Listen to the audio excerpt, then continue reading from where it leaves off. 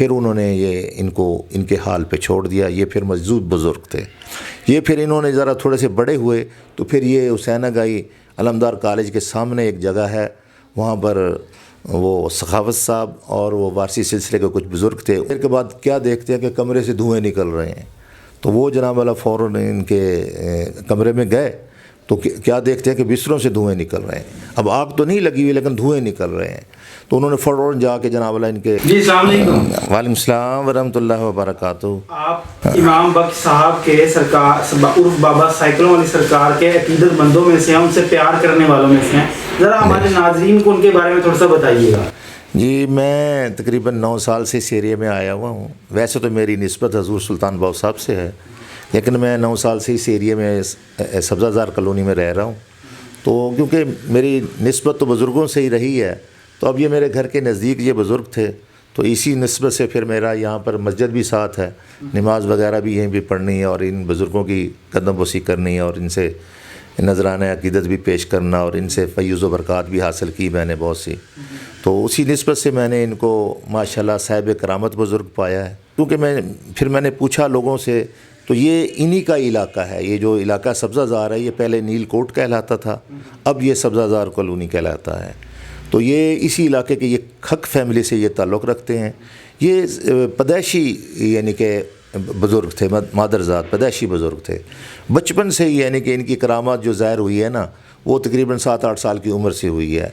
تو اصل میں یہ شروع میں تو ان کے والدین پردہ کر گئے, چھوٹی عمر میں ہی 3-4 سال کے تھے تو ان کے والدین پردہ کر گئے.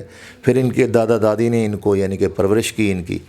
تو اس کے بعد وہ جناب اللہ جب یہ 7-8 سال کے ہوئے تو اس وقت یہ ان کے فیملی کا یعنی کہ وہ شوق بھیڑیں بکریاں چرانا یعنی کہ یہ بھی ایک شغل ہوتا تھا.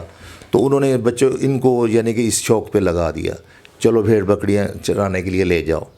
تو یہ ایک دن ان کا موڈ نہیں تھا, تو یہ انہوں نے جناب اللہ یہ اندر اپنے کمرے میں بستروں میں جا کے چھپ کے بیٹھ گئے.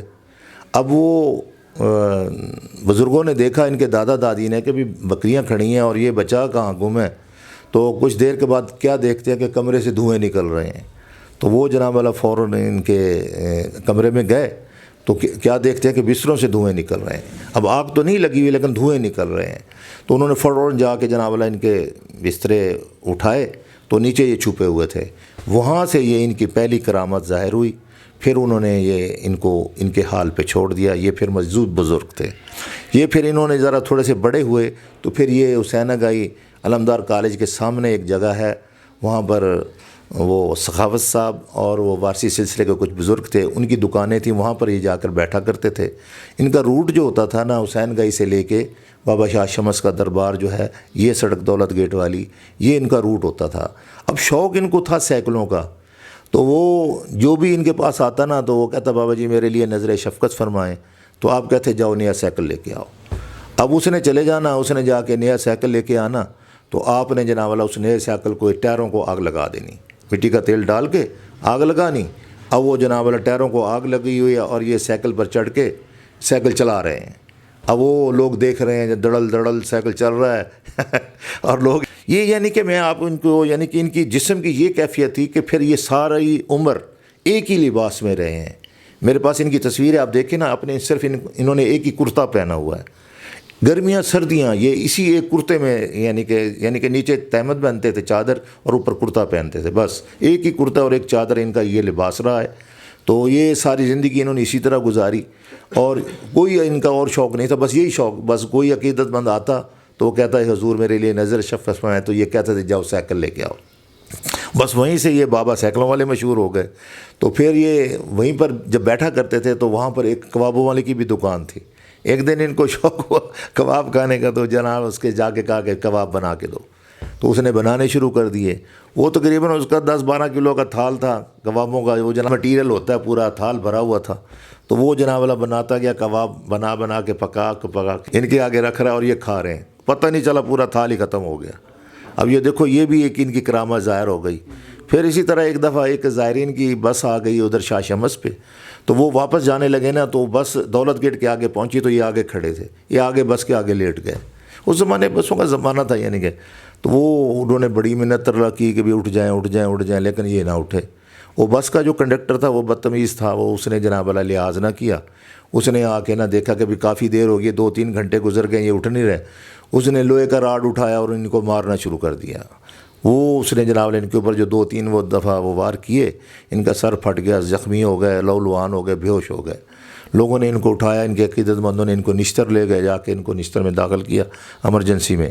وہاں پر انہوں نے ان کو پٹیاں شٹیاں ڈرپیں لگا دیں، سارے کچھ کر دیا۔ تو رات کو ان کو 2-3 بجے کے قریب ہوش آیا، تو انہوں نے ساری وہ پٹیاں وٹیاں اتاری اور واپس آ کے اسی جگہ، یعنی کہ بس وہ دکانیں تھیں نا، تو وہاں پر آ کے یہ بیٹھا کرتے تھے، بس یہ وہاں پر آ کے بیٹھتے، دیکھتے ہیں اب کوئی زخم نہیں ہے، کوئی ان کو چوٹ نہیں لگی ہوئی، یہ ان کی یہ کرامت ظاہر ہو گئی۔ پھر اس کے بعد یہ جب یہ جو ان کا جو مزار بنا ہوا ہے، یہ جگہ ان کے اپنے آباء اجداد کی تھی، تو انہوں نے اپنی اس قبر کی والی جگہ پر نا چھوٹی سے نشان لگا دیا کہ یہ میرے لیے یہ جگہ ہے، یہاں پر آپ نے مجھے دفن کرنا ہے۔ تو یہ 27 اکتوبر 1964 کو انہوں نے پردہ کیا۔ تو اب وہ پردہ کیا وہاں پر اسی جگہ پر، دولت گیٹ والی جگہ پر، تو وہاں پر وہ جو ان کے جتنے بھی معتقد تھے، وہ وارثی صلت مند تھے، جو ان کے مرید تھے، یعنی کہ وہ کہنے لگے جی ہم ان کو ادھر ہی دفن کریں گے، ادھر ہی ان کا مزار بنائیں گے۔ تو ان کی فیملی والے کہنے لگے نہیں جی بابا جی تو ادھر نشان لگا گئے ہیں، تو ہم تو ان کو ادھر ہی دفن کریں گے۔ اب وہ وہاں پہ جھگڑا شروع ہو گیا دونوں فیملیوں کا، بس وہ پتہ نہیں کہاں سے 4 بندے آئے، وہ جنازہ اٹھا کے یہاں لے آئے۔ تو جنازہ یہاں پھر آ کے جنازہ بھی پڑا یہاں پر، ان کو اسی جگہ پر جہاں پر یعنی انہوں نے نشان لگایا تھا، یہاں پر ان کو دفن کر دیا۔ جب یہ ان کا مزار بن گیا تو ساتھ ہی پھر ان کے نا انہوں نے ایک نلکا لگایا ہوا ہے۔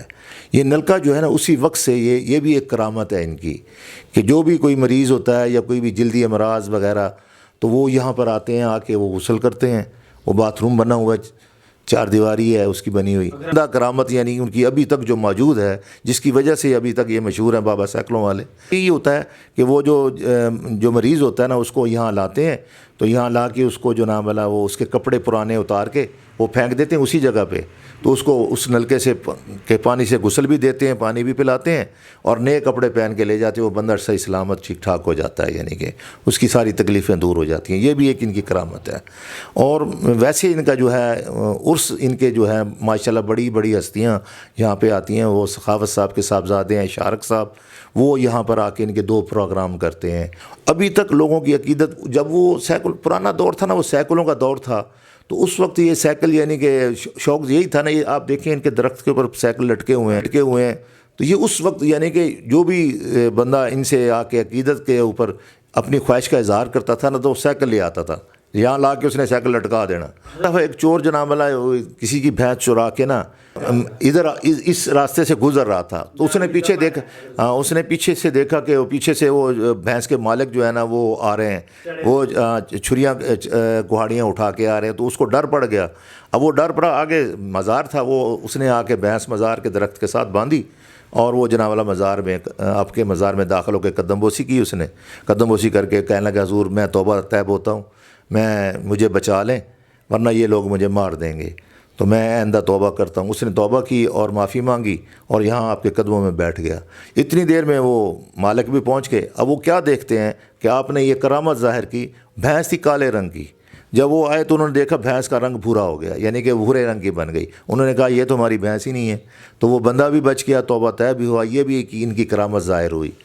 پھر یہ یعنی کہ اپنا سائیکل، ایک دفعہ یہ سائیکل چلایا بھی کرتے تھے، یعنی کہ سائیکل پر آتے ہوتے تھے، تو ایک دفعہ یہ سائیکل پر آ رہے تھے، تو یہ سارا علاقہ اس وقت فصلیں ہوتی تھیں، دیہات تھا یہ سارا، تو انہوں نے کھڑا کیا رفع حاجت کے لیے، یہ دیہات میں وہ فصلوں میں گئے، تو ایک بندہ نا ان کی سائیکل اٹھا کے جانے لگا۔ جب وہ سائیکل اٹھا کے جانے لگا تو وہ اندھا ہو گیا۔ تو وہ جناب والا اس نے دیکھا کہ بھئی مجھے ابھی تو ٹھیک تھا، بعد میں پھر اس نے یعنی کہ کھڑا کر دیا سائیکل، پھر اٹھانے کی کوشش کی، پھر اندھا ہو گیا۔ اس دوران یہ باہر آئے، تو پھر انہوں نے باہر آ کے اس کو کہا کہ بھئی یہ ایسی بات نہیں ہے، یہ بزرگوں کا سائیکل ہے، ایسے نہیں کوئی اٹھا کے لے جائے۔ توبہ طیب بھی ہوا، ان کا عقیدت مند بھی بنا۔ تو یہ ان کی چند کرامات میں نے یہاں ان کے بزرگوں سے، یہاں علاقے کے لوگوں سے میں نے پوچھے ہیں۔ یہ ابھی بھی صاحب کرامت ہے۔ ابھی آپ دیکھیں مزار پر دھاگے لٹکے ہوئے ہیں، تالے لگے ہوئے ہیں۔ اب سائیکلوں کا دور تو نہیں رہا، ورنہ شروع میں تو جب سائیکلوں کا دور تھا، لوگ سائیکل لے کے یہاں پہ آ کے لٹکا دیا کرتے تھے اور اپنی مراد حاصل کر کے جاتے تھے۔ تو اس وجہ سے یہ سائیکلوں والے مشہور ہوئے۔